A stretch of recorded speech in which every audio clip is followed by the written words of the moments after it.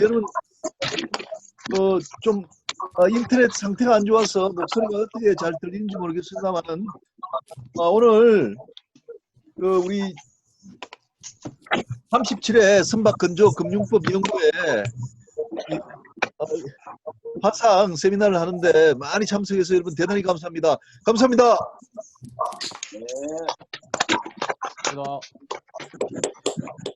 네. 제가 대표로 국기에 대한 경의 한번 하겠습니다. 국기에 대한 경의 하겠습니다. 필성! 아니, 국회에 대해서 진짜 경례를 한 거예요? 예, 국기요 앞에 있는데 다시 한번 하겠습니다. 필성!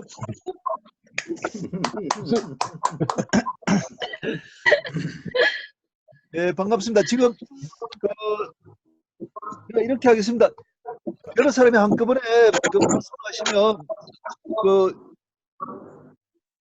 혼돈이 일어나기 때문에 제가 인사하실 수 있도록 성함을 불러드리면은 인사하도록 하겠습니다. 제가 제 화면에 나와 있는 순서대로 한번 이름 불러보겠습니다.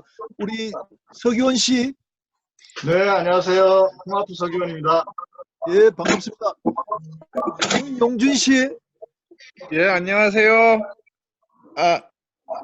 참석해서 반갑습니다. 예, 자기 현재 계시는 직장하고 이렇게 자기 직종 이렇게 말씀해 주시면 될 것 같아요. 예, 저는 지금 법률사무소 우창에서 근무하고 있습니다. 예, 반갑습니다. 세 번째 우리 권오희님. 안녕하세요. 권호입니다. 반갑습니다. 예, 다음 우리 이동혜님. 이동혜. 잠깐 비었네. 잠깐 비었네요. 신용경. 용경님. 네, 반갑습니다. 신용경입니다. 예.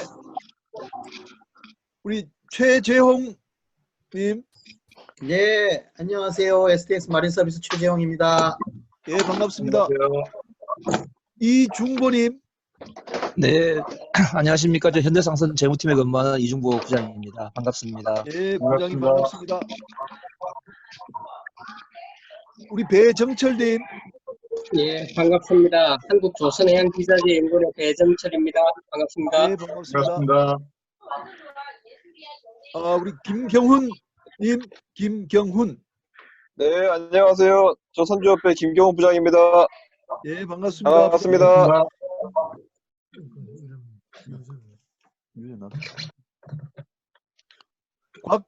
곽용신님. 네, 안녕하세요. 곽용신 기자입니다. 해외신문. 예, 곽 부장님 반갑습니다. 네, 서기원님 반갑습니다. 김경복님. 김경복. 예, 안녕하세요. 반갑습니다. 한국 김영동입니다. 예, 한국선급의 김경복 예, 실장님 반갑습니다. 우리 김동수님. 예, 반갑습니다. 대한조선 김동수입니다. 지금 어디 계십니까? 그러면요? 지금 목포 집입니다. 목포 집에서요. 아유, 좋습니다. 예. 그래서 예. 우리 냉주환님. 안녕하세요. 저 해양경찰입니다. 농주환입니다. 반갑습니다. 네, 반갑습니다. 인천에 계시나요? 네, 집에 있습니다. 예, 반갑습니다. 우리 강병태님. 네, 안녕하세요. 한국해양대학교에서 선박금융 가르치고 있는 강병태입니다. 반갑습니다. 예, 반갑습니다. 네, 안녕하세요. 강병태 네, 교수님. 안녕하세요. 그다음 이상희님. 네, 안녕하십니까. 반갑습니다. 개인 사업하고 있고 선박 진경이라고 합니다. 반갑습니다. 개인 사업 하신다고요? 네. 예, 반갑습니다. 우리 장세호님. 네, 안녕하세요. 산업은행의 장세호 실장입니다. 기업금융 일실에 있고요. 조선이용 담당하고 있습니다. 예, 반갑습니다. 반갑습니다. 반갑습니다. 우리 이성우님. 안녕하십니까. KS의 이승호 전무입니다. 반갑습니다. 예, 전무님 반갑습니다. 안녕하세요. 안녕하세요. 우리 유병세님.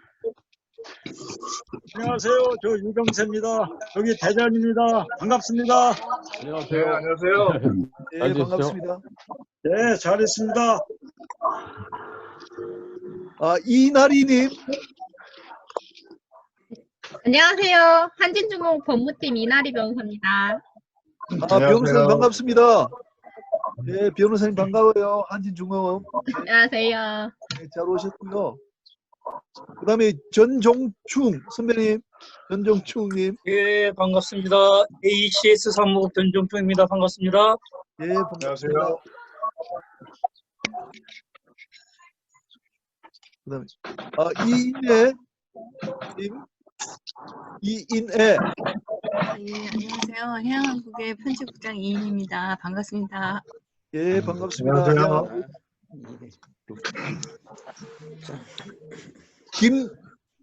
김영명님 계세요. 네, 안녕하십니까. 예, 안녕하십니까. 현대 LNG해운 투자기획팀 김영명입니다. 예, 처음이신 것 같은데 현대 LNG요. 예, 예. 네.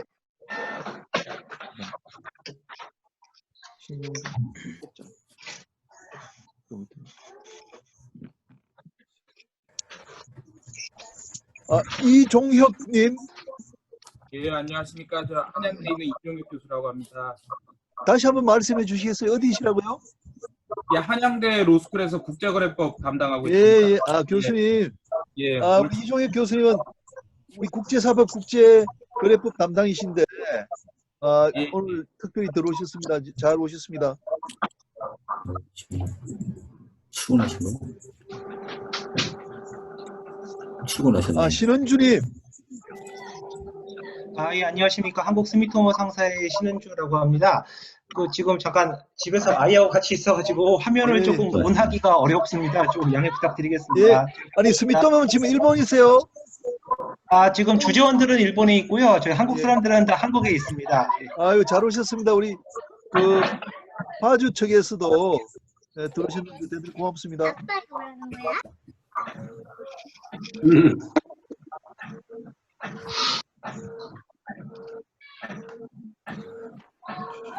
우리 이경석님.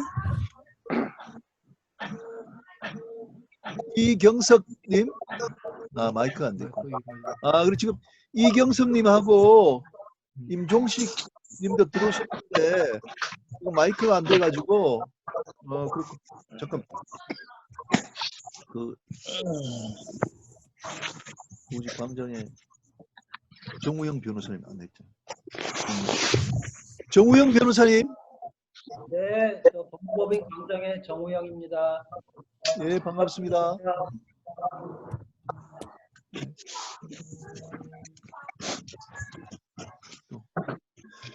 예, 여기 방에 들어오셨는데 인사 안 하신 분 계세요? 예, 저 이동해입니다. 예, 안 하셨구나. 예, 이동해님 좀 인사 좀 해주세요. 예, 저 대림의 포천파워의 이동해 본부장입니다. 예, 반갑습니다, 여러분. 예, 네, 안녕하세요. 여러분 잘 아시겠습니다만 지금은 이제 포천 발전소의 부사장이신데 아시다시피 이제 산업은행에 오랫동안 선박금융 책임자로 계셔서 망에 들어오셨습니다. 시마스타 이석행입니다. 아이고, 죄송합니다. 자, 우리 이스켄 선배님 시마스타에 들어오셨고요. 예. 네네. 멀티에서 자산운용 이교영입니다. 안녕하십니까? 예, 우리 이교영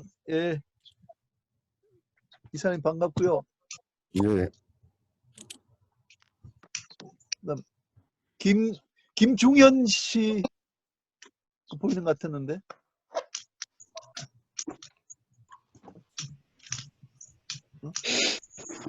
많이 좋네요. 아까 있었는데.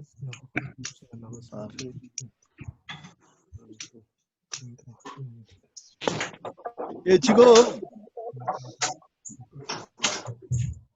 지금 이제 망에 인사를 다 나누셨기 때문에 지금부터 본격적으로 세미나 시작하도록 하겠습니다.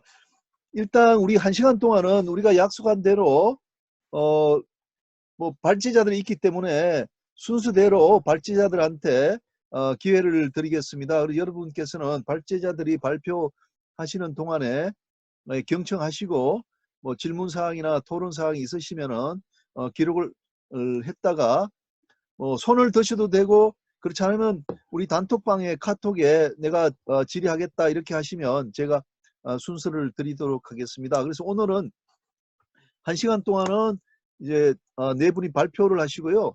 10분 동안은 간식 시간을 갖겠습니다. 제가 이제 말씀드렸는데 아마 사모님들이 여러분 공부 열공한다고 간식 많이 준비하셨을 것 같아요. 그래서 10분 동안 간식 식사하시는 시간을 갖고 1시간 동안 그 다음에 토론이 이어지도록 그렇게 하겠습니다. 제일 첫 번째 발표는 우리 그 서기원 사장님께서 그동안 우리 단톡창에 여러 차례 걸쳐서 선박금융 뭐 1일 동향을 올려주셨는데 한 뭐 10분에서 한 15분 정도 서기원 사장님의 최근 선박 금융 동향에 대해서 말씀을 듣도록 하겠습니다. 마이크를 우리 서기원 사장님 쪽으로 넘기도록 하겠습니다. 네, 안녕하세요. 반갑습니다. 한국선박금융의 서기원입니다. 제가 이제 좀 아까 자료를 올려드렸는데요. 뭐 발제라기보다는 이제 그동안 올려드렸던 데일리 동향을 좀 이렇게 정리한 거라고 이렇게 보시면 될 것 같습니다. 그래서 우선 맨 먼저 금리 환율 그리고 채권 시장 한번 쭉 둘러보겠습니다. 뭐 아시다시피 코로나 그리고 미국 락다운 이후에 전 세계 이제 금융시장이 요동을 치면서 각국이 금리를 대폭 인하를 했고, 그 결과 이제 미국도 지금 이제 베이스 레이트 0.25, 페드 금리가 0.25까지 지금 내려가 있는 상태고요. 그 다음에 이제 뭐 채권 시장도 마찬가지로 금리가 다 떨어졌죠. 그리고 우리나라도 금리 인하를 했고, 근데 이제 여기서 이제 해운사들이나 자금 조달이 필요한 그런 회사 입장에서 좀 눈여겨볼 것은 금리가 떨어졌지만 실제 투기 등급채 트리플 B 마이너스 정도의 투기 등급채의 스프레드는 또 좀 올라왔다. 그러니까 좀 넓어졌다.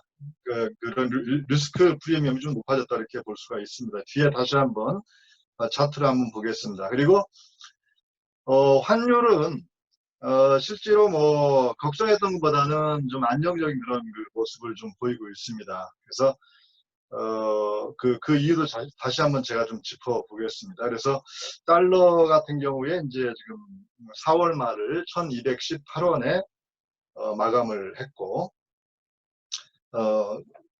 대충 이제 금리 환율은 그렇고요.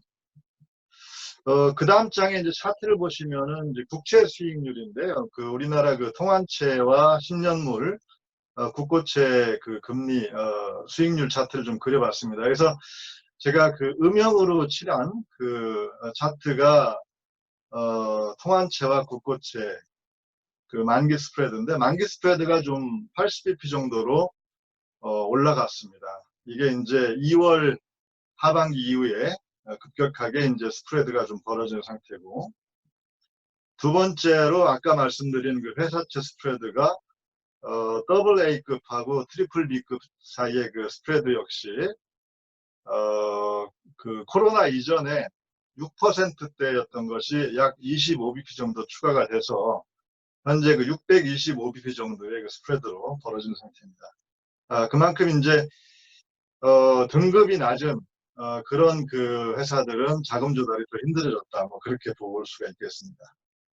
그 다음에 이제 원달러 환율은 안정적인 모습이긴 한데, 이게 3월 19일 날 저점, 그러니까 모든 금융 자산들이 저점을 찍었던 3월 19일 그때 환율이 좀 피크를 찍었는데요. 그럼에도 불구하고 1300은 뚫지를 못했습니다. 그래서 일단 1200 중반대에서 좀 놀았고 현재 그 저점은 조금씩 높여가고 있는 최근 1년간의 추이를 보면 상태이기 때문에 뭐 단기적으로 다시 치솟는 그런 상황은 좀 볼 가능성이 있습니다만은 제 예상으로는 환율은 크게 더 1,300원을 뚫고 더 크게 올라갈 것 같지는 않다라는 생각이 듭니다. 근데 실제로 이제 2008년도 금융위기 이후에 이머징 마켓들의 그 외환 보유가 엄청나게 쌓였습니다. 그래서 펀더멘탈리 보면은 코로나로 인해서 어떤 뭐 무역이 이렇게 축소된다 하더라도 실제로 그 펀더멘탈 쪽에서 그 달러 수요가 크지는 않을 거기 때문에 오히려 그 각국이 락다운을 했기 때문에 실제로 자금 수요가 이렇게 더 많지는 과거보다는 줄었다 이렇게 볼 수가 있고요. 그래서 금융 사이드가 아니라 실물 사이드에서의 어떤 그 달러 수요는 그렇게 많지 않다라고 보여지고 또 실질적으로 뭐 단기 자금은 그렇습니다만은 중장기의 어떤 그 외환 보유는 상당히 축적이 되어 있기 때문에 환율에 대해서 크게 뭐 염려는 안 해도 될 것 같다는 게 이제 제 개인적인 그런 생각입니다. 그 다음에 이제 미국 쪽, 유럽 쪽의 하이힐드 시장을 한번 봤습니다. 이게 3월 19일 날 예를 들어서 US 하이힐드가 10.8% 정도를 기록을 했습니다. 유통 수익률이. 이게 이제 국채 대비해서는 약 980bp 정도의 스프레드였는데, 요게 4월 27일 한 달 보름 정도 지난 상황에서는 많이 떨어졌습니다. 그래서 실제로 US 하이힐드가 8.4%고요. 그 다음에 이제 유가 하락과 관련해서 특히 미국의 하이힐드 에너지 쪽, 에너지 하이힐드 기업들의 투기 등급 채권의 수익률은 23%대까지 치솟았다가 현재는 15%대로 좀 떨어진 상태입니다. 물론 뭐 지금 이제 유가 때문에 셰일 기업들이 뭐 파산 신청도 많이 하고 있고 그래서 앞으로도 이쪽 시장은 뭐 안 좋을 걸로 예상이 되지만 그래도 거래되는 그런 수익률은 좀 많이 떨어졌다. 이렇게 볼 수가 있습니다. 그 다음에 이제 또 한 가지 우리가 특히 외항 해운사들과 관련해서 봐야 될 때가 이제 제가 생각하기에는 이제 브라질 같은 경우 좀 봐야 될 것 같은데요. 브라질의 10년물 금리는 3월 24일 날 9.5% 기록을 했고 4월 28일 날 7.2%로 약 한 230bp 정도 떨어졌습니다. 그래서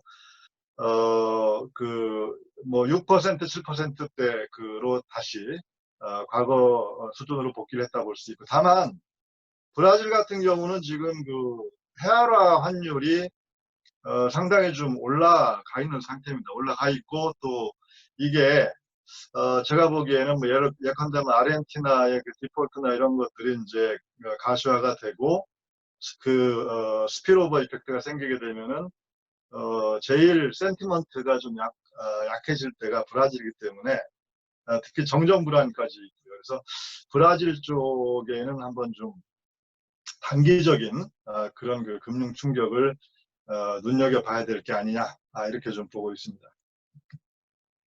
그 다음에 이제 원자재 가격인데요. 여기 뭐 다 아시겠지만 정말 태어나서 처음 보는 그런 마이너스. 근데 이제 이 마이너스가 뭐 보니까 해운 지수도 마이너스가 있더라고요. 그래서 여하튼 제가 그래서 WTI는 스팟 가격으로 그냥 기록을 했습니다. 그래서 이게 스팟 가격이 현재 8.6불대를 4월 말로 마감을 했는데, 요게 이제 보면은 연초 대비해서는 약 86%가 하락한 상태고, 그 다음에 1년, year on year로 보면은, 마찬가지, year on year로 86%, 연초 대비 비슷하네요. 뭐 굉장히 한 10분의 1 토막 났다 이렇게 볼 수가 있고요. 그 다음에 이제 뭐 LNG 가격은 좀 떨어졌다가 최근에 좀 회복하는 수준을 보이고 있습니다. 그리고 이제 아시다시피 이제 금 가격, 금은 사실은 뭐 커머디티긴 하지만은 어떻게 보면 달러에 대응하는 그런 커런시를 볼 수가 있기 때문에 여하튼 금 가격이 많이 올랐고, 그 다음에 이제 그 해운 쪽의 그 지수들도 이렇게 보면은 BDI 같은 경우 그 상당히 툭 떨어졌다가 이제 조금 회복을 했다가 다시 최근에 조금 약해지는 그런 상황이고, 그 다음에 이제 벌크 쪽에서 보면은 이제 BCI, 그 다음 파나막스, 뭐 스프라막스 이렇게 있는데 보면은 그 케이프 쪽이 뭐 다들 아시지만 마이너스 지수까지 갔다가 지금 좀 회복한 그런 상태입니다. 그리고 컨테이너 지수 쪽은 뭐 어떻게 보면은 그 미국 서안 쪽 UWSC 쪽은 상대적으로 좀 강세를 보이고 있습니다. 그래서 그 뒤에 이제 다시 주가 말씀을 드리겠지만은 조선사에 비하면은 해운 쪽의 어떤 그 업황은 그나마 상대적으로 낫다 이렇게 좀 보여지고요. 요 에너지 가격 그 WTI 그다음에 브렌트 가격 추이고요. 그다음에 그 LNG 가격입니다. 그리고 그다음에 이제 그 구리와 금 가격 그 차트를 제가 두 개 그려놨고요. 그 해상 운임 지수는 제가 1년 추이를 쭉 그 그래프를 그려놨는데요. 그냥 보시면 될 것 같습니다. 현재 수준이 이제 가로 제가 그 막대기로 쭉 그어놨고, 과거에 그 최근 1년 내에 최고점과 그 다음에 최저점을 파란색과 빨간색 그 수직 막대로 제가 그려놨습니다. 그래서 현재 수준이 어느 정도냐. 다들 보면은 뭐 벌크 쪽은 저점 내지는 저점에서 이제 조금 회복한 그런 단계를 좀 보이고 있습니다. 컨테이너 쪽은 뭐 작년 말 이후에 급격하게 좀 회복하는 모습을 보이다가 코로나에 좀 직격탄을 맞은 그런 상태고요. 반면에 이제 탱커 쪽은 그 월라이프 스케일 지수가 상당히 고점에서 지금 놀고 있으면서 호황을 뭐 다 아시겠지만 뭐 석유 저장고로서 탱커들이 이용이 되면서 보이고 있습니다. 마지막으로 이제 주식시장인데요. 뭐 주식시장은 사실은 실제 펀더멘탈을 반영한다고 보기는 힘듭니다. 그러나 그 주식시장의 센티먼트가 나중에 이제 돌이켜 보면 실질적으로 그 펀더멘탈에도 영향을 미치기 때문에 한번 좀 볼 필요가 있을 것 같습니다. 여기 조선사하고 해운사들이 있는데 상대적으로 그 뒤에 이제 차트도 보시면 나오지만 그 해운사가 조선사보다는 주가가 좀 낮다. 회복세가 좀 더 낮고, 여전히 그 조선사들은 뭐 30~40%대 마이너스 수익률을 연초 대비 기록을 하고 있다라는 그런 모습입니다. 그래서 그 S&P의 주가와 그 S&P의 그 주가의 변동성을 나타내는 빅스 지수를 차트로 좀 그려봤고요. 그 다음에 이제 제가 좀 미국의 그 상장이 돼 있는 선사들 주가를 한번 살펴봤는데, 뭐 우리나라하고는 좀 다른 것 같습니다. 여하튼 뭐 올 초까지 쭉 주가들이 많이 올랐다가 코로나 이후에 그 주가들이 많이 꺾인, 이게 이제 그리스 선사들 뭐 코스타 마레 뭐 그 스타벌크 뭐 그 외국 선사들이 이제 미국에 상장을 시킨 주가입니다. 그래서 컨테이너, 벌크, 오일 탱크, LNG 탱크 이렇게 한번 각각 하나씩 주가를 좀 제가 추이를 봤습니다. 좀 전에 말씀을 드렸지만 이제 선사하고 조선사의 주가를 좀 제가 비교를 해봤고요. 조선사들이 상당히 타격이 좀 커 있는 상태고, 지금부터 이제 와치할 포인트라고 하면 뭐 다들 짐작은 하시겠지만, 일단 뭐 미국과 유럽이 그 락다운을 어떻게 좀 해제를 할 거냐. 그 다음에 이제 여행 제한을 이 완화가 빠졌네요. 여행 제한 완화를 언제 할 거냐. 그런데 좀 촉각을 좀 세우고 있고, 그 다음에 중국의 제조업 경제 활동이 어떻게 재개가 될 거냐. 근데 이제 최근에 또 뭐 트럼프는 자기 그 재선 지지율이 떨어지니까 또 중국을 걸고 넘어지고 나오고 있는데, 여하튼 미국과 중국이 코로나 이전부터도 계속 해운 시장을 좀 짓눌렀는데, 다시금 요게 코로나에다가 엎친 데서 덮친 격으로 좀 더 안 좋은 그런 영향을 줄 수 있다라는 생각이 좀 들고요.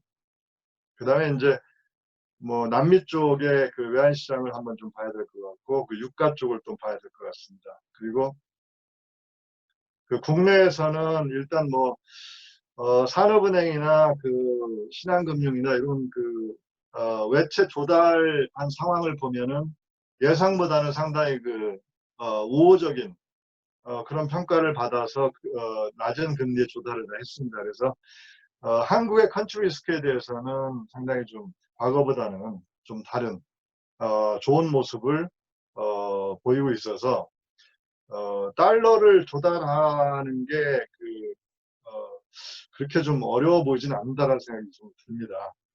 다만 이제 신용등급 격차에 따라서 조달 가능성이나 조달 금리는 상당 기간 동안은 상당히 큰 차이를 보일 것이다라는 생각이 좀 들고요.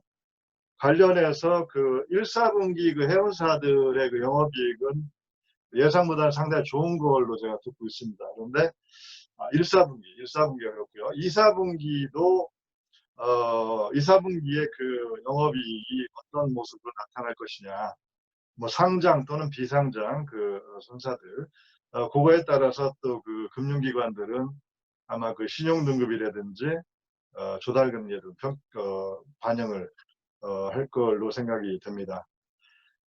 그 다음에 이제 금융 쪽 사이드에서는 일단 증권사들이 현재 제2금융권, 자금 쪽에 상당히 좀 위축이 되어 있는 상태고요. 그 다음에 특히 이제 부동산에 그동안 쏟아부었던 그런 자금들이 많기 때문에 특히 해외 부동산 쪽에 좀 묶여 있는 자금들 때문에 대체 투자에 대한 선호도는 좀 전반적으로 위축이 되어 있습니다. 그런데 이제 실제로 해운 쪽 특히 선박금융과 관련해서는 제가 보기에는 부동산이나 그다음에 실물 같은 대체제라고 할 수 있는 항공기보다는 나은 상태가 아니냐라고 봐지기 때문에 이런 부분에 대해서 금융권의 어필을 많이 할 필요가 있다라는 생각이 좀 들고, 다만 이제 어떤 신조라든지 그런 확장적인 그런 투자보다는 대체 또는 뭐 중고선의 어떤 S&P 이런 쪽의 어떤 수요나 어떤 투자 전략이 좀 생기지 않겠냐라고 좀 보여지고, 관련해서 선사들도 좀 자체적으로 IR 활동이 좀 필요하지 않나라는 생각이 좀 듭니다. 예, 여기까지였고요. 뭐 혹시 금융 관련해서 서비스가 필요하시면 저희 홈아프를 좀 많이 이용을 해 주십시오. 감사합니다. 예, 대단히 감사합니다. 우리 서기원 대표님은 누가 특별히 부탁하지도 않으셨는데 한 3개월 정도 좋은 자료를 매일매일 우리 금융법 연구회 단톡방에 올려 주셨습니다. 이 마지막에 너무 짧게 소개하시는데 제가 소개해 드리겠습니다. 한국 선박금융 소개, 국내 최초의 선박펀드, 선박투자회사 운용회사로 설립, 신조 세일앤리스백 펀드 운용, 신조 중고 선박금융자문 및 매매자문, 오시는 길 서울 본사도 있고 부산 지사도 있습니다. 연락은 우리 서기원 사장님에게 하시기 바랍니다. 감사합니다. 감사합니다. 네. 좋은 말씀 참 많이 해주셨고요. 이 서기원 사장님 발표에 대해서 뭐 궁금하신 사항이나 있으시면 나중에 후반부 토론 시간에 또 질의 시간에 하도록 그렇게 하겠습니다. 오늘 발제자들 중에 우리 선주협회 김경훈 부장님이 흥하해운하고 현대상선의 상황에 대해서 금융 쪽에 이야기 좀 해달라고 제가 좀 부탁을 드렸는데 그 여러 가지 좀 민감한 사항이 있어서 오늘 발표는 이제 못 하시는 걸로 이렇게 됐기 때문에 우리 서기현 대표님 시간을 조금 더 사용하셨습니다. 다음은 제가 그 일본에 그 동경 법대에 6개월 동안 있었는데 6개월 동안 뭐 활동한 사항, 또 선박 금융이라든지 또 해운 물류 관련해서 좀 설명을 드릴까 합니다. 여러분들한테 제가 아침에 이렇게 2페이지 정리해서 이제 보내드린 것이 있습니다. 이걸 중심으로 하도록 하겠습니다. 첫 번째는 일본 해상법의 동향을 파악을 했는데요. 일본도 우리나라와 마찬가지로 이제 해상법 하면은 그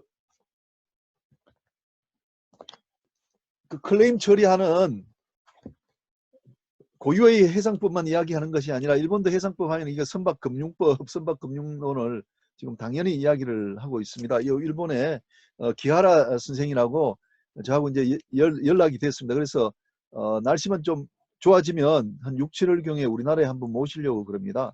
그래서 뭐 기하라 선생을 비롯해서 뭐 동경대학의 오찌아의 후지다, 와세다 대학의 학고이 쯔바키, 뭐 나카이데 교수 이런 분들을 많이 만나서 한일 간의 그 해상법의 교류가 있었다 이렇게 보고를 드리고요. 그 다음 이제 그 꼭 말씀드리고 싶은 것은 제가 여기 좀 많이 가지고 나왔는데 한 150페이지, 200페이지 정도 되는 요 단행본들을 일본 사람들이 참 많이 만들어냅니다. 일본의 특징입니다. 우리는 막 500페이지 두껍게 책을 만들어내는데 제가 특히 이제 감명 깊게 읽은 책이 이 뭐 로지스틱스 업계 대연구라고 요 책이 참 좋더라고요. 그래서 이런 책들이 많이 나와 있는 것이 일본의 장점이다 이렇게 생각이 됩니다. 일본에 이번에 그 상법이 개정돼서 해상법이 개정돼서 작년부터 적용되고 있는데 이 그 담당했던 일본의 이제 서기관이 일본 개정 해상법에서 조그만 책을 또 펴냈는데 이것이 크게 도움이 되기도 했습니다. 그 다음에 저 나카이데 교수 책도 좀 소개해드리고 싶은데 이 해상보험책인데 이분이 이제 동경 해상 보험에 이제 근무하다가 와세다 대학에 가셨는데 교수로 있으면서 이제 실무적인 책, 뭐 290페이지 아주 얇은 책인데 필요한 내용은 다 들어있는 좋은 책이 나와서 제 연구도 도움이 많이 됐습니다. 자, 그다음에 이제 두 번째 일본의 그 해운조선 물류업계를 방문했다는 내용입니다. 그 아시다시피 이제 일본에는 우리나라 지사들이 많습니다. 현지 법인들인데요. 현대상선, HMM, 그리고 고려해운, 장금상선, 남성해운, 동영해운, 태영상선 등 이제 방문해서 거기 지사장님, 대표님들이 뭐 컨테이너 박스 하나라도 더 싣기 위해서 얼마나 열심히 노력하고 있는 점을 제가 잘 보고 감명을 받은 바가 있습니다. 그리고 이제 한국성급, 그다음 판토스, 현대중공업 지점에도 이제 방문을 했고요. 산업은행도 방문을 했습니다. 제가 현대중공업 거기서 들은 이야기 하나 말씀드리면은 그 일본 사람들이 아시다시피 조선소, 뭐 선주, 화주들이 밀착해가지고 서로 이제 도와주는 분위기가 있는데 그 LNG 선의 그 이제 신조와 관련해서는 일본 조선소들이 이 부분에서 워낙 떨어지기 때문에 일본 선주들이 현대중공업에 노크를 많이 한다 그런 좋은 말씀을 했습니다. 그 다음에 일본의 동경에는 해운 물류인 그 모임이 있고 한국 해대 동창회도 있고 뭐 또 뭐 저 개인적인 것입니다만 또 고려대학교 또 동경 모임이 있어서 이 모임에 적극적으로 또 참석한 바가 있습니다. 그리고 이제 일본의 그 이마바리 유명하지 않습니까? 이마바리 조선소, 그다음에 선주들, 또 보험사, 변호사 사무실 방문했는데 1박 2일 짧은 기간이었지만 이마바리 가서 참 많은 것을 느꼈습니다. 그리고 일본 이마바리에 있는 그 선주사 중에 도운 기센이라고 배를 한 100척 정도 가지고 있는 선주입니다. 그래 도운 기선에 방문을 해서 그 사장하고 뭐 대담도 하고 그렇게 했고 한국 감독들이 3명이 이 도운 기센에 근무를 하고 있었습니다. 그다음 오늘 우리 그 발표도 해주시는데 장세호 단장님이 저한테 놀러 오신다고 말씀을 하셨습니다. 그래서 제가 한국에 사실 나와 있었는데 장 단장님이 오신다 그래서 비행기 표를 사가지고 급거 동경으로 갔어요. 혼자 만나기는 못해서 현대 상선, 장금 상선 고려해온 우리 그 대표님들 다 모시고 장세호 단장님하고 저녁 식사를 같이 했는데 아주 유쾌한 시간이 되었습니다. 이게 이제 우리가 해외에서 이렇게 만나니까 사람이 조금 푸르지지 않습니까? 그래서 술도 좀 더 많이 마시게 되고 마음에 있는 이야기들 많이 드러났는데 우리 그 현대상선이라든지 뭐 장금상선 쪽에서도 그 우리가 뭐 선박금융과 관련되는 뭐 문제점들, 애로사항들 이야기를 이렇게 했고 장세호 단장님도 그걸 굉장히 이제 고무적으로 받아들였습니다. 그래서 그날 우리가 헤어지면서 4개월에 한 번씩 분기별로 동경에서 모이자 이런 약속을 하고 왔는데 앞으로 기추가 주목이 됩니다.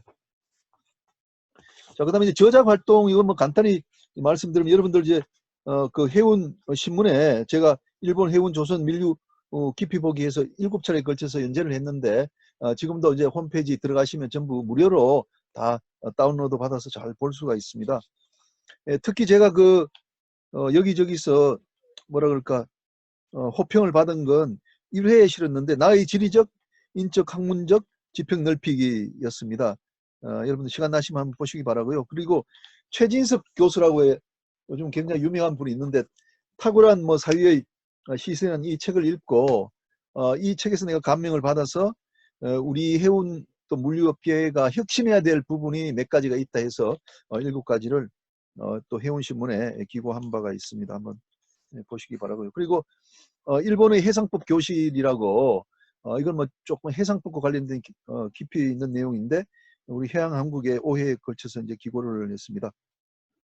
그리고 이제 학회지 논문 실은 건데 우리 오늘 그 선박금융과 이제 뭐 바로 직결이 되는 건데 여기 일본의 선주사, 운항사 구별 제도에 대한 논문을 제가 해운신문에도 좀 뭐 간략하기는 싫었습니다만 금융법학회지에 좀 깊이 있게 연구를 해서 이렇게 실은 것이 있습니다. 여러분들 제가 카톡 창에 파일을 드렸으니까 한번 보시기 바라고요.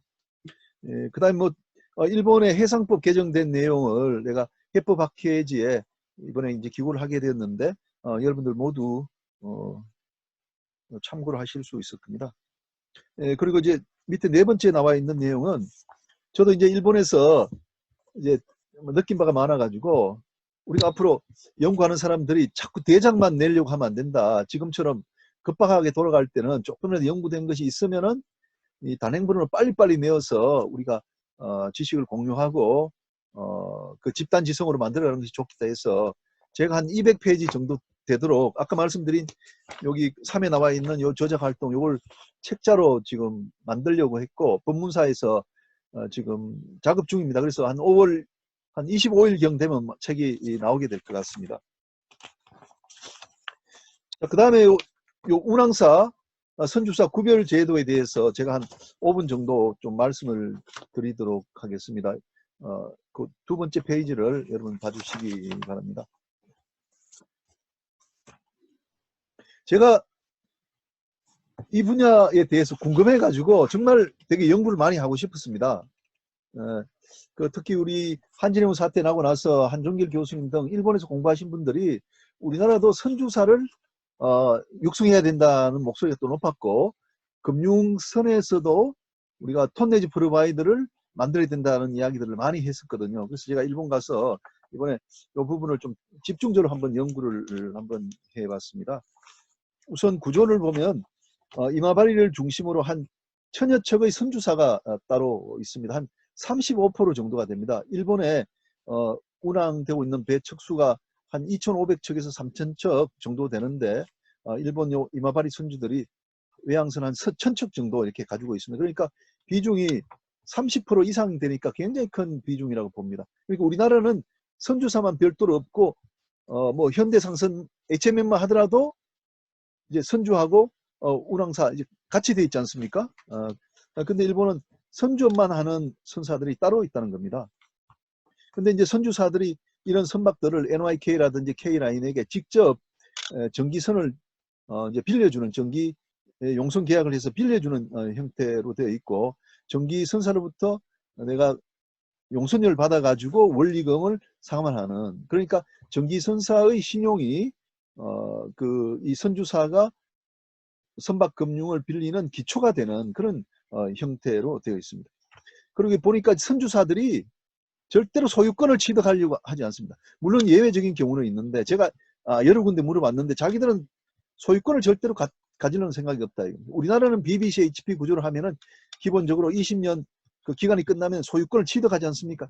이제 그렇게는 자기들이 하지 않는다. 그게 또 하나의 차이점인 것 같습니다. 그래서 선주들은 어떻게 나타나냐 하면 매니저로 나타납니다. 선박 관리인으로 나타나게 됩니다.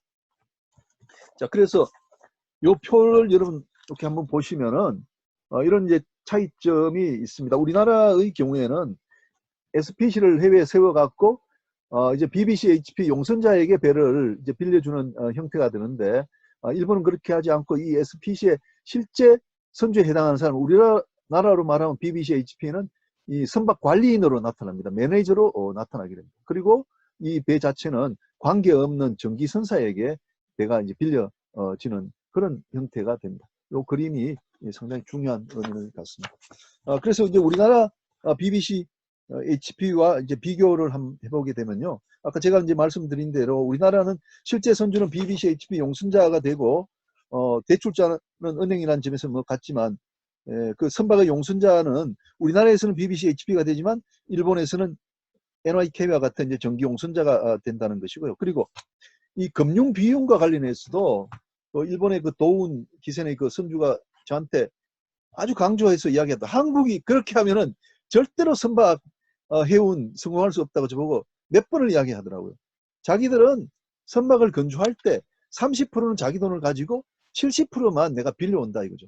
그리고 전기선사들이 튼튼하기 때문에 이자율도 낮고, 근데 우리나라는 90%를 이제 금융 차입을 해야 된다는 거, 그리고 이자율도 높아서 뭐 6% 정도 되고, 이렇게 하니까 제가 일본에서 이번에 돌아오면서 느낀 바가 우리가 선박 금융이 너무 불리하게 된 구조구나 이런 생각을 하게 됐습니다. 이 부분을 일본하고 같이 맞추지 않는 이상은 우리가 힘들겠다는 생각을 하게 됐습니다.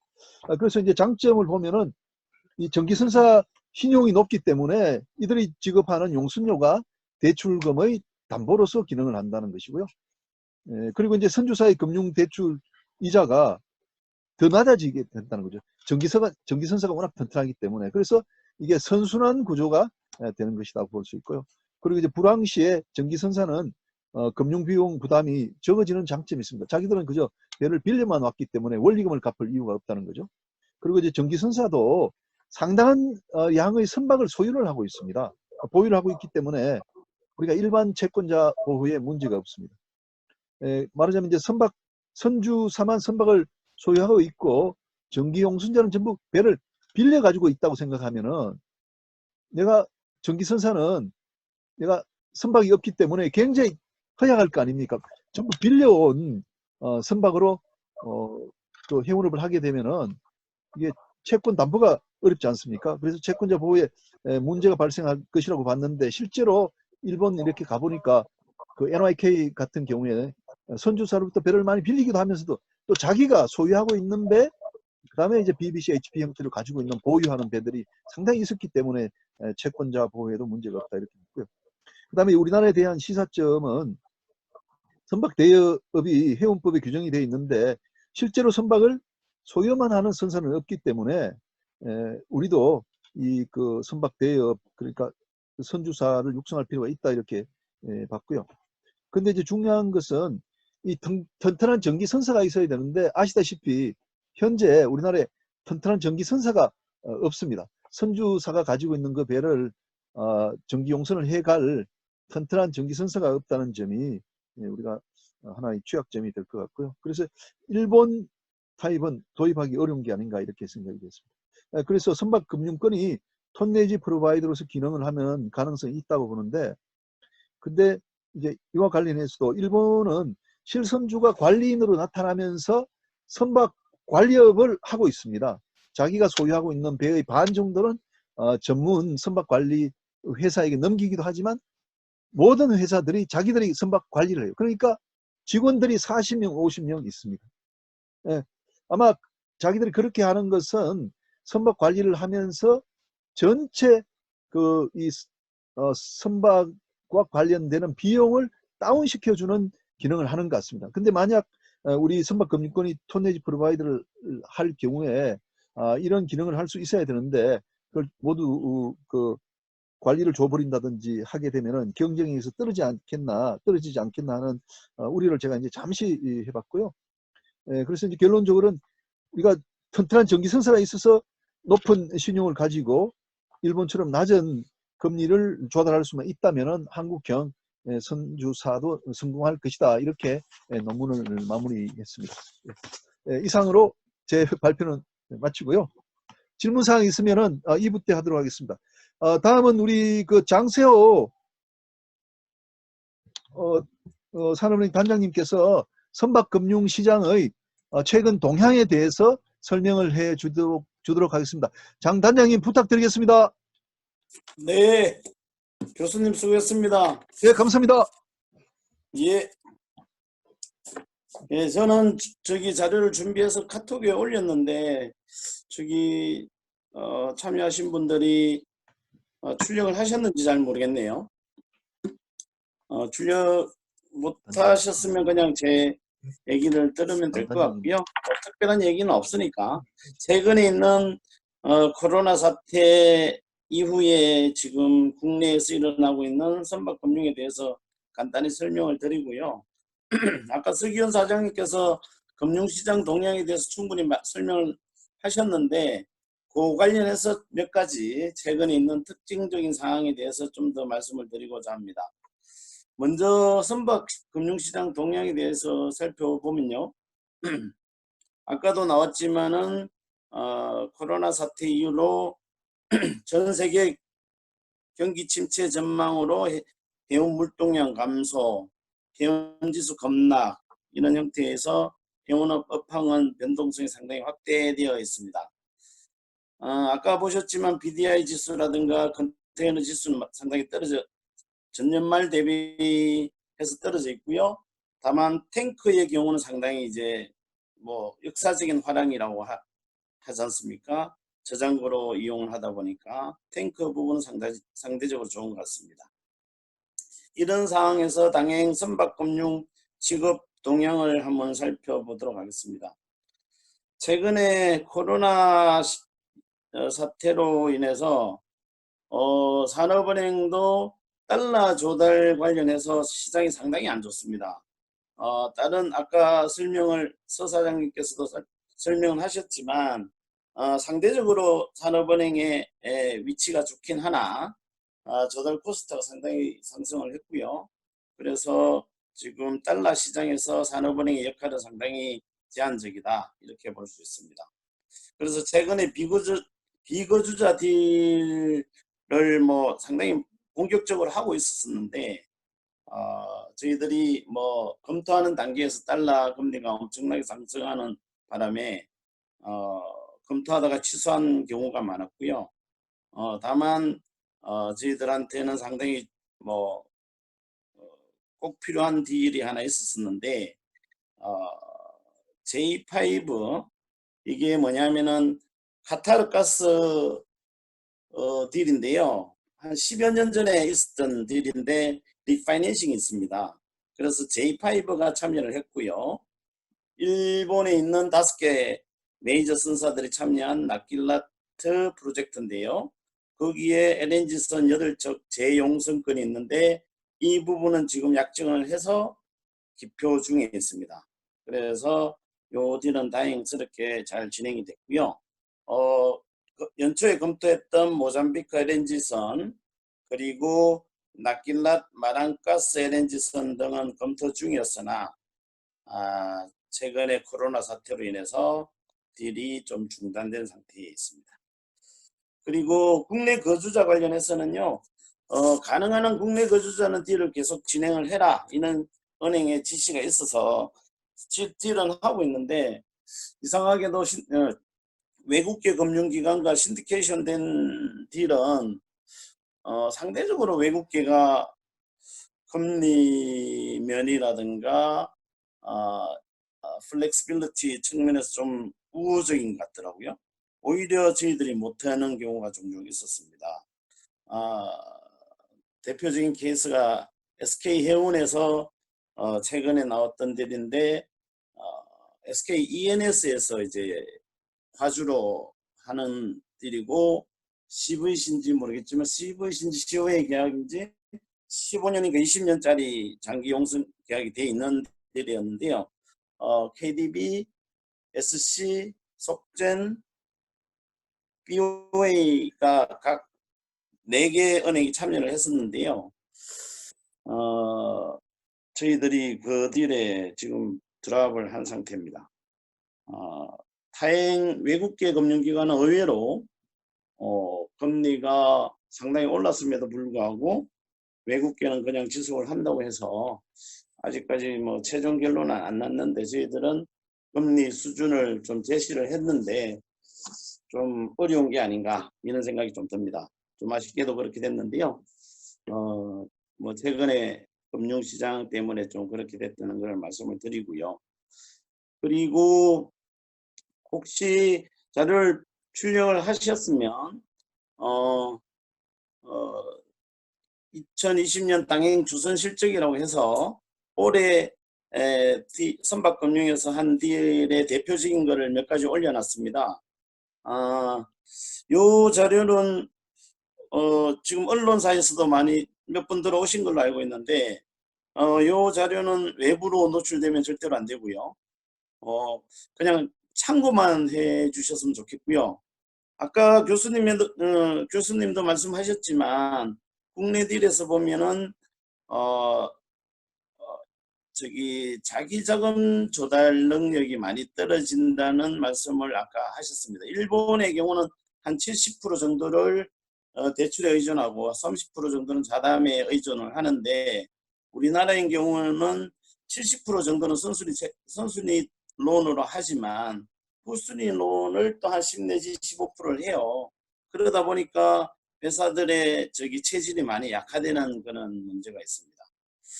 그리고 금리 수준은 제가 지었는데요. 여신 조건에서 보면은 금리 수준은 뭐 이 딜의 성격에 따라서 다 차이가 있는데 신용도, 기간, LTV 등에 따라서 다 차이가 있는데 시장이 좋은 경우에서 저희들 산업은행이 보통 대출하는 금리 수준은 라이브 플러스 1.5에서 한 2.0 수준이다. 이렇게 이걸 이제 고정금리로 전환을 하면요. 한 3% 이내 정도 된다고 보시면 될 것 같습니다. 현재로서는. 뭐 3% 내외 이 정도가 될 것 같고 여신기간이 통상적으로 한 10년에서 15년 물론 풋 기간이 있어서 한 7년, 10년 정도 풋 행사를 하는 조건인데요.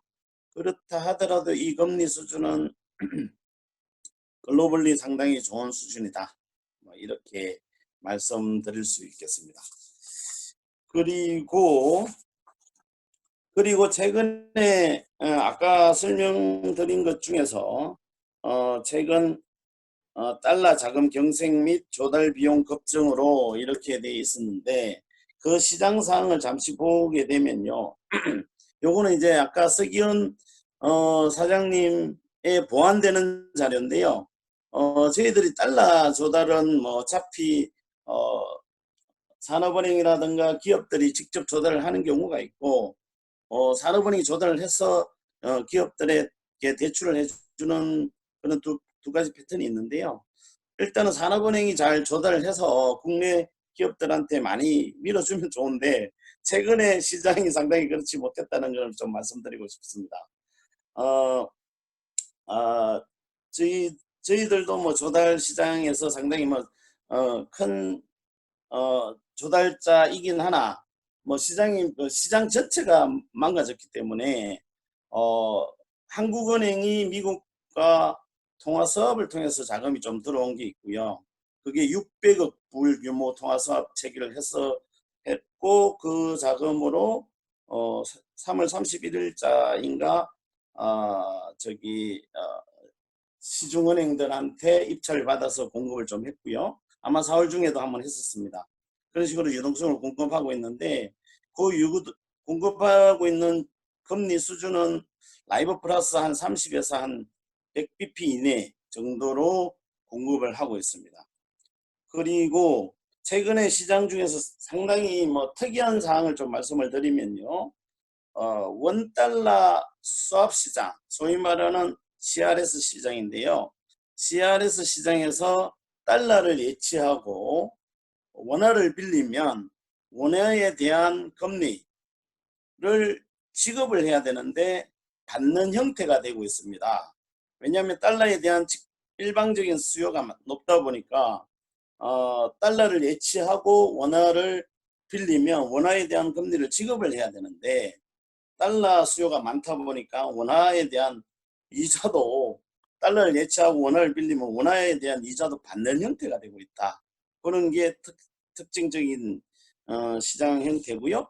그리고 라이브 시장을 가보면 미국이 이제 코로나 사태로 인해서 기준금리를 100bp 다운을 했거든요.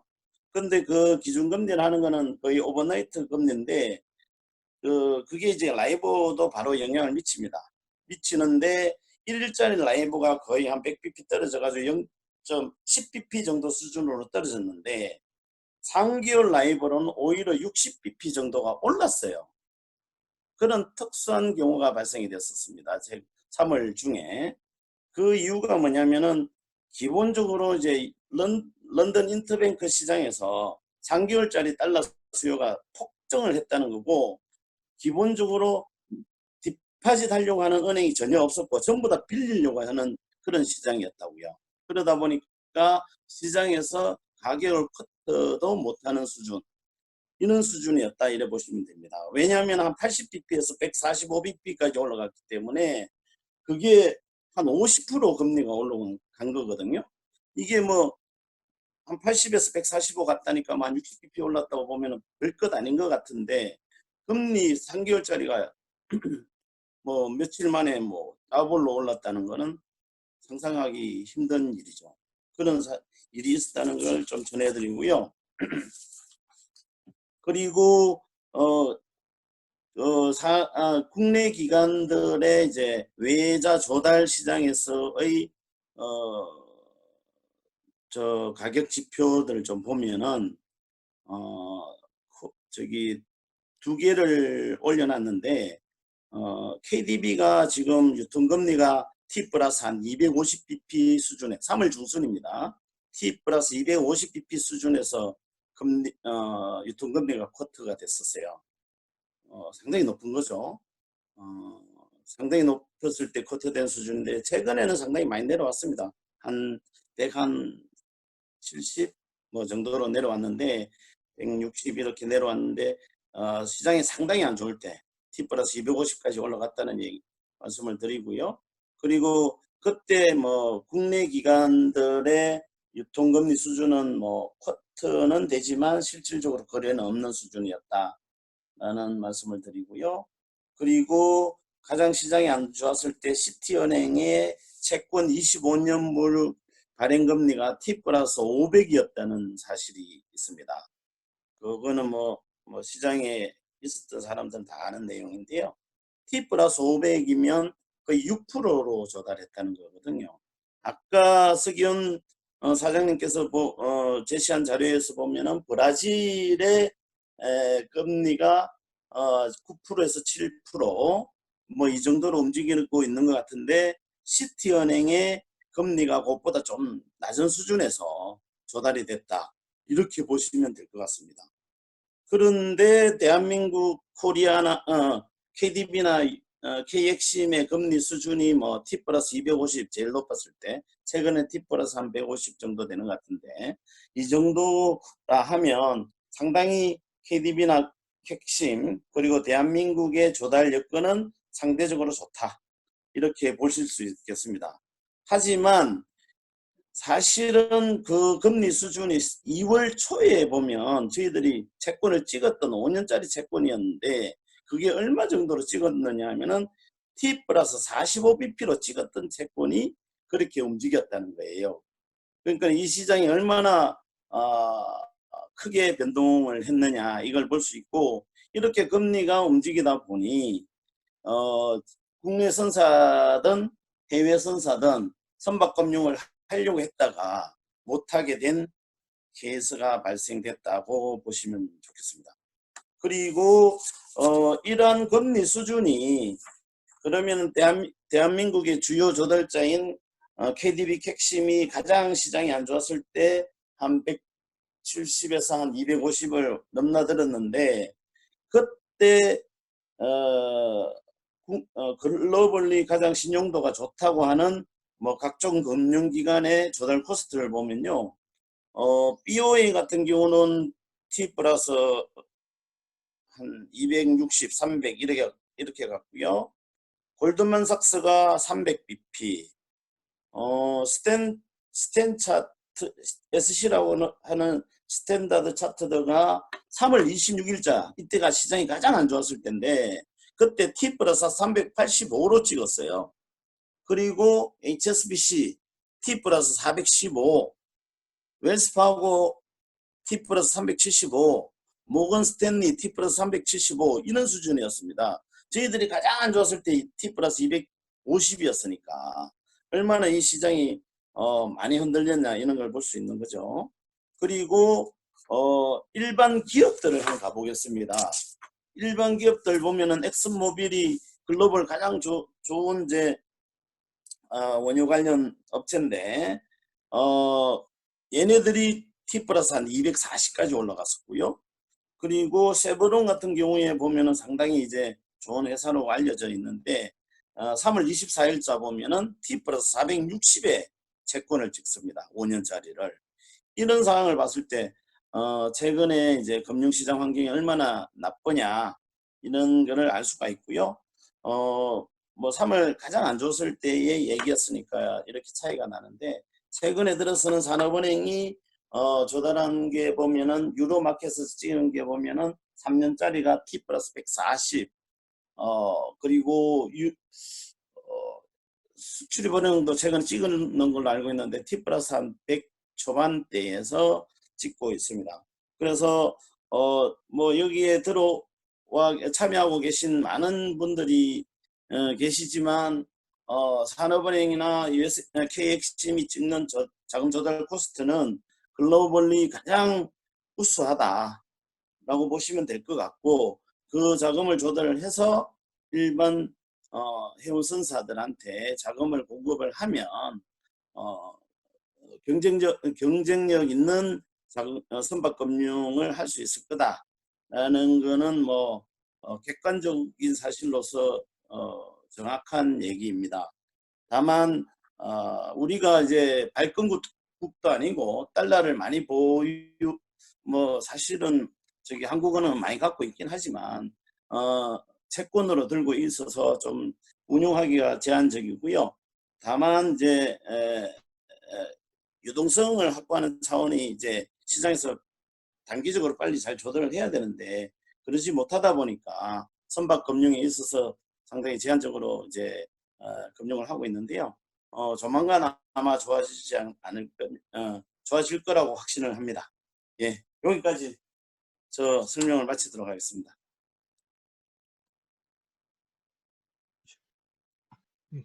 예, 단장님 감사합니다. 수고하셨고요. 제가 하나를 기억하겠습니다. 산업은행과 수출입은행이 글로벌리 가장 우수한 그 금리 조달을 하고 있다. 감사합니다. 자, 정우영 변호사님께서 기업 뭐 안정화 지원과 관련된 여러 가지 제도에 대한 설명을 좀 하겠습니다. 우리가 하다 보니까 시간이 조금 뭐 지체되거나 했는데 제한이 없기 때문에 조금 이렇게 발표자들 말씀을 좀 더 듣도록 그렇게 하겠습니다. 우리 정우영 변호사님한테 마이크를 넘기도록 하겠습니다. 감사합니다. 네, 반갑습니다. 정우영입니다. 5분만 하면 되나요? 아니 충분히 해주세요. 알기 쉽게 좀 설명해 주십시오, 변호사님. 제가 조금 전에 그 메시지로 해서 파일을 넘겨 보냈고 카톡으로도 파일을 보냈는데 받으셨는지 모르겠는데. 받았습니다. 소비등 19와 지원 정책 그래서 그 파일 기준으로 해서 제가 말씀을 전하겠습니다. 말씀드릴 사항은 최근에 정부에서 두 가지 발표가 있었습니다. 하나는 기준부에서 중심이 돼서 부총리가 발표한 정부 지원 방안이 있었고, 하나는 4월 23일 날 해수부가 발표한 자료가 있습니다. 두 가지 내용을 한번 살펴보도록 하겠습니다. 일단 정부가 우리나라 전 기업을 대상으로 해서 발표한 것이 그 중에 중요한 내용이 이제 기업 안정화 지원이라는 건데요. 그 안정화 지원 첫 번째 쪽 한번 보시죠. 카톡으로 받으신 분은 카톡, 아니면 제가 지금 메신저로 보낸 파일 보시면은 보실 수 있을 겁니다. 첫 페이지에 보면은 그동안에는 100조 원을 기준으로 해서 금융안정 패키지 프로그램을 통해서 코로나19에 따른 피해 기업을 적극 지원하겠다 이렇게 얘기를 했었는데요. 이때 최근에 거기에 대해서 코로나가 심해지면서 그 금액에다가 한 75조를 좀 더 해야겠다 그래가지고 추가 지원책이 4월 22일 날 발표가 되었습니다. 그 100조와 75조의 구성을 보면 이렇습니다. 일단 첫 페이지에 보시면 소상공인 중소기업 금융지원에 29.2조, 중소 중견기업 대출 및 보증에 29.1조, 그다음에 주식채권시장 안정화에 41.8조, 이렇게 해서 이게 100조입니다. 이게 기존에 예정되어 있던 지원책이고요. 최근에 75조를 추가했어요. 추가한 거에 보면 두 번째 쪽을 한번 보시면 75조가 크게 두 가지 덩어리로 나눠져 있습니다. 하나는 35조 유동성이 부족한 기업에다가 지원하는 35조하고, 그 다음에 기간 산업 안정화 지원이라고 해서 40조, 이렇게 크게 두 가지로 좀 나눠져서 추가 지원이 되었습니다. 유동성 부족 기업이라고 한 거는 최근에 소비 부족, 그다음에 공급 라인의 붕괴 등 때문에 유동성 부족이 기업들에서 아주 현저하게 등장을 하고 있습니다. 거기에 35조인데 자세히 좀 규모를 보면 소상공인 금융지원에 10조를 추가하겠다는 건데요. 이건 기존 지원에 추가하는 금액입니다. 두 번째는 기존 지원에서 대상에 들어있지 않던 저신용 등급 포함한 저신용 기업에 대한 회사채, CP, 단기사채 매입에다가 20조를 투입하겠다는 거죠. 세 번째는 코로나 피해와 관련해서 저신용 등급 기업에 프라이머리 CBO를 공급을 하는 데다가 5조 원을 추가 지원하겠다. 이거 원래 1.6조인가 이렇게 되어 있던 거에다가 5조 원 추가 지원하겠다고 해서 이렇게 35조를 만들었고, 그 다음에 기간산업안정화기금이라고 해서 항공, 해운, 자동차, 그다음에 조선, 그다음에 기계, 전력, 통신, 우리 7대 기간 산업이라고 하죠. 이 7대 기간 산업에 대해서 여기에 대해서 자본 확충까지 포함해서 40조 원으로 할당을 했습니다. 이거는 고용 안정 성격이 좀 강합니다. 이 내용 중에서 저희가 좀 유심히 봐야 될 게 기간 산업 안정화 기금입니다. 지금 오늘 조금 바로 전에 발표한 장세호 실장님께서 아마 이 기업 안정화 지원 기금을 제일 많이 활용하실 분인데요. 기간 산업 안정화 기금에 대해서 한번 잠깐 보겠습니다. 제가 드린 자료의 4쪽에 보시면 좀 내용이 나와 있습니다. 전체 규모는 40조로 되어 있고, 이거는 국가 채권을 발행해서 조달을 하겠다 이렇게 되어 있습니다. 지원 대상은 7대 기간 산업을 중심으로 하겠다는 거고요. 지원 조건을 보면 이런 내용들이 들어있어요. 첫 번째는 스스로 자구 노력을 해야 된다. 이런 내용이죠.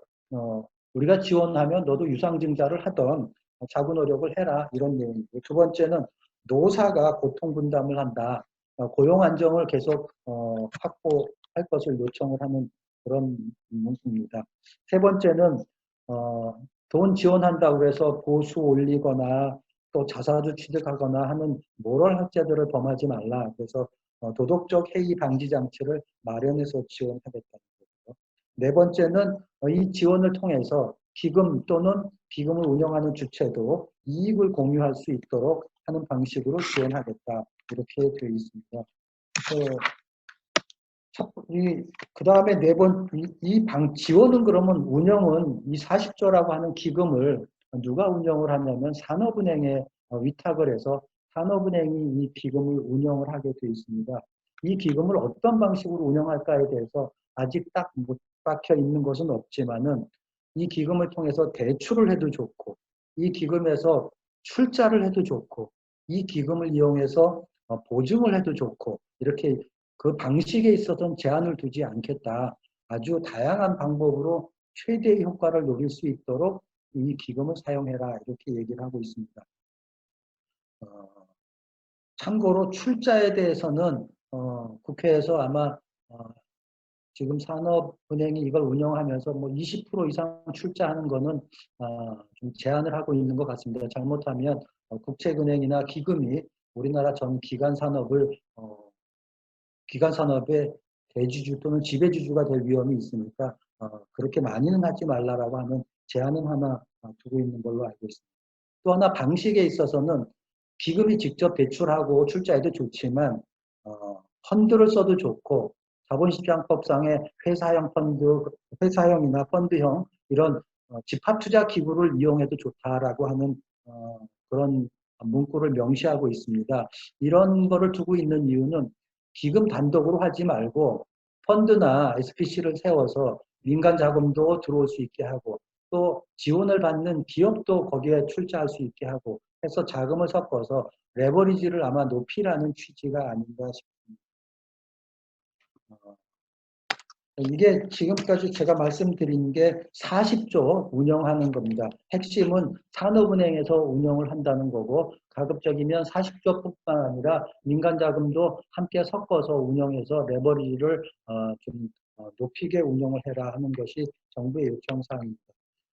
이 기업 안정화, 기간산업 안정화 기금 말고 아까 제가 초두에 35조에 대해서 말씀을 드렸는데, 거기 보면 이런 표현들이 있어요. 뭐 회사채 CP 단기사채 매입에 20조, 그 다음에 프라이머리 CBO에 5조 추가 지원 이런 게 있는데, 교수님께서 그런 것들에 대해서 조금 부연 설명을 좀 하라고 하셔서 제가 그것만 좀 7페이지, 8페이지 이하에 간단하게 좀 부연을 했습니다.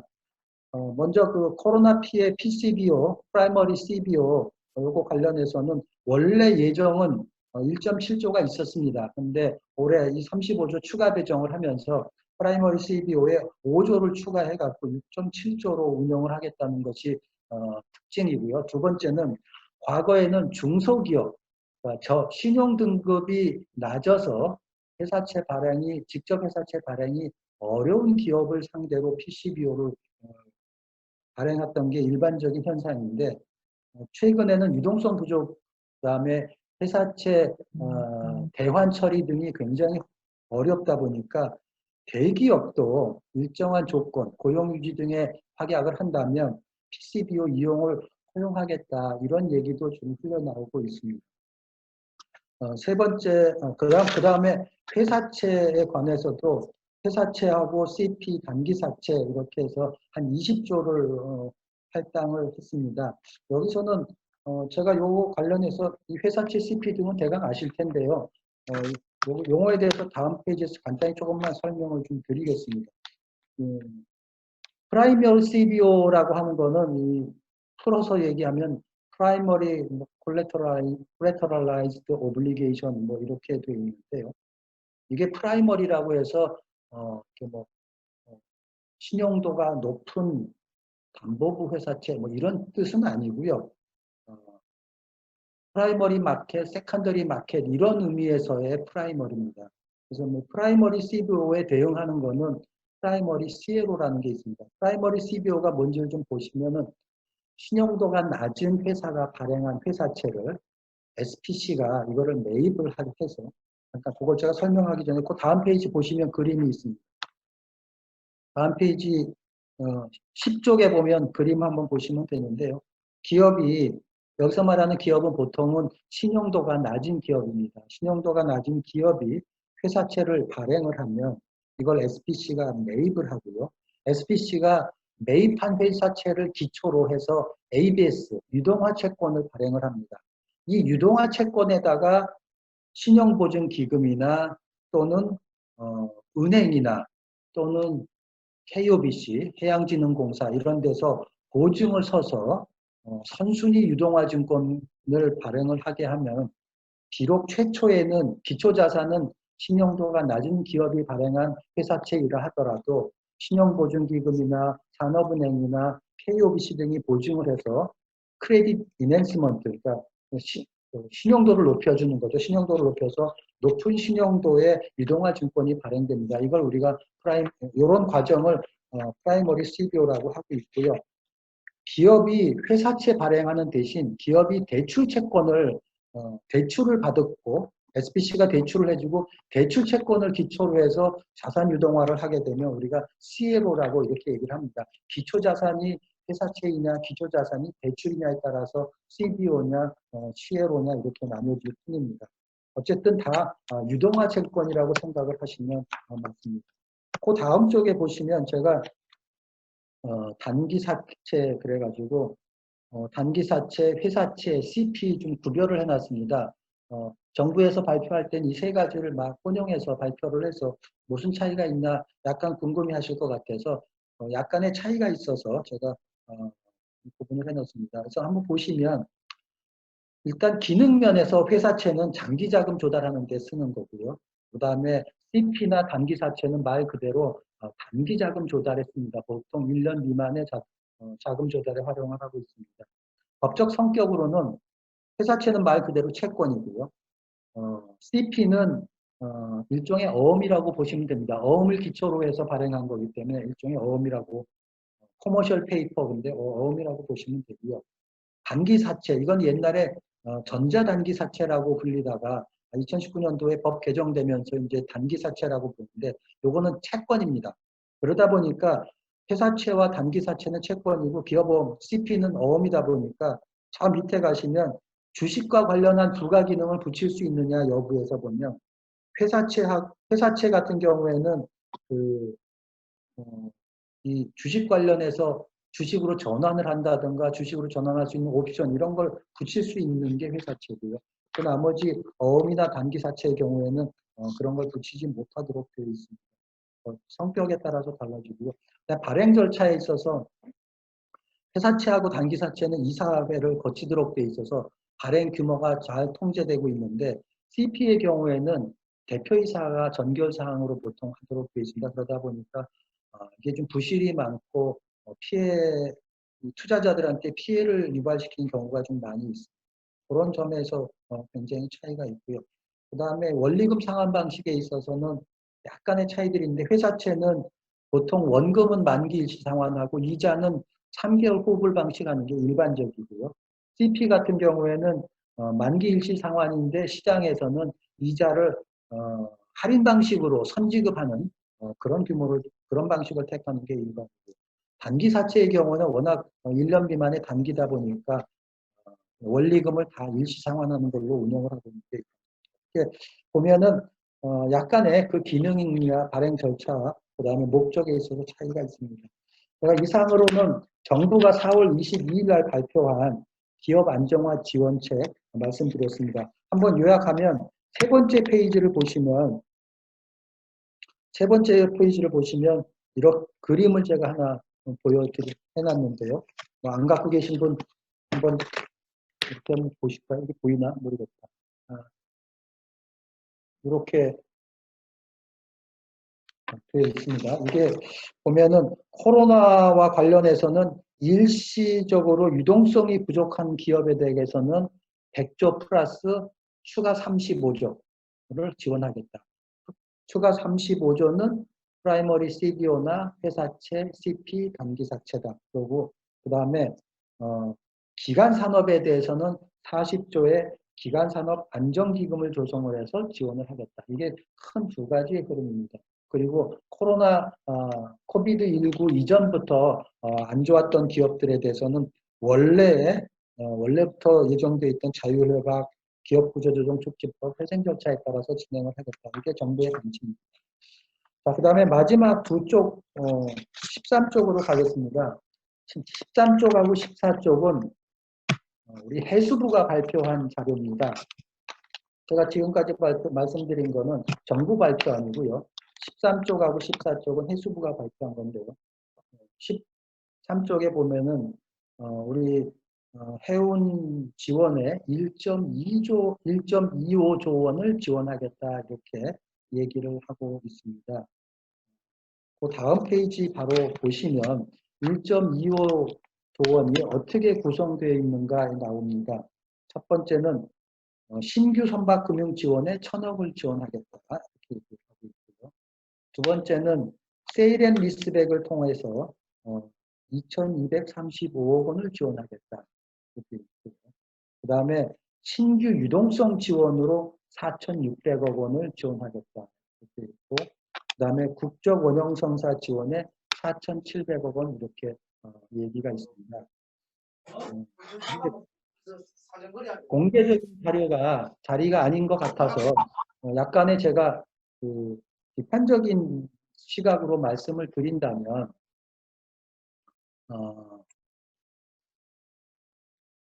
이렇게 보고 싶어요. 일단 이 전체 지원이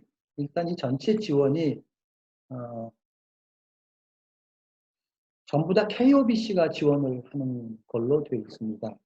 첫 번째 선박금융 지원 1,000억 원, 이것도 KOBC가 지원하는 자금으로 되어 있고요. 두 번째 세일 앤 리스백 지원이 있는데 이거는 KOBC하고 캠코가 섞어서 지원을 하게 되어 있는데 이 중에 2,000억 원은 예정되어 있고 이 중에 288억 원은 이미 집행을 KOBC에서 했고 해양진흥공사에서 이미 집행을 한 바 있습니다. 그 다음에 신규 유동성 지원에 보면 프라임 4,600억으로 되어 있는데요. 이 구성을 보면 프라이머리 CBO 해운 지원에 여기는 없지만은 2,600억 원을 지원합니다. 그리고 회사채 매입에 1,000억 원, 그 다음에 국적선사간 M&A 지원에 1,000억 원 이렇게 해서 4,600원인데 국적선사간 M&A 지원 1,000억 원은 과거 이미 작년 말부터 예정되어 있던 거고요. 프라이머리 CBO 지원 2,600억 중에 신보 지원이 1,000억 원으로 되어 있고요. KOBC가 1,500억을 지원을 하게 되어 있습니다. 그래서 정부에서 아마 이 KOBC를 제외한 정부 지원금에서 나온 건 한 1,000억 원만 있는 거 아닌가 이런 생각이 들고요. 국적 원형선사 지원 4,700억 원은 제가 알기로는 전부 이게 HMM 구 현대상선 그 지원입니다. 그래서 이 전체를 보면 규모가 생각보다 굉장히 작습니다. 이 규모가 작은 이유는 해양수산부 발표 그 문구 처음에 보면은 5%의 매출 감소를 전제로 해서 발표를 하고 있어요. 그래서 실제로 1, 3월간에 보면은 우리 해운사의 해운기업의 매출 감소가 5% 정도밖에 되지는 않습니다만은 그거는 이미 1월, 2월에 예정된 운임 가격과 볼륨을 기초로 한 거고요. 그다음에 3, 4, 5월부터 예정되고 있는 매출 감소는 우리 KMI에서 뽑은 걸로 보면은 한 27% 정도의 매출 감소가 예상되고 있습니다. 근데 그런 추이가 현실화된다면 2, 4분기가 끝나고 볼 때는 이 규모 1.25조 규모는 매우 작지 않은가 이렇게 생각을 하고 있습니다. 그래서 관련된 많은 분들이 이 해운업에 대한